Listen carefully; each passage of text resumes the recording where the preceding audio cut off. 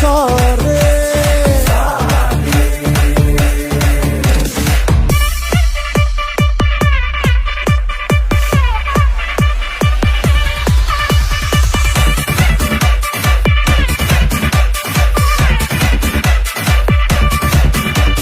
ಚಂದ್ರನನ್ನೇ ಕೇಳು, ನಿನ್ನ ಕಾಲ ಕೆಳಗೆ ಇಡುವೆ, ನಿನ್ನ ಕಿಕ್ಕೆ ಸಾಕು, ಇನ್ನು ಎಣ್ಣೆ ಸೋಡಾ ಬಿಡುವೆ.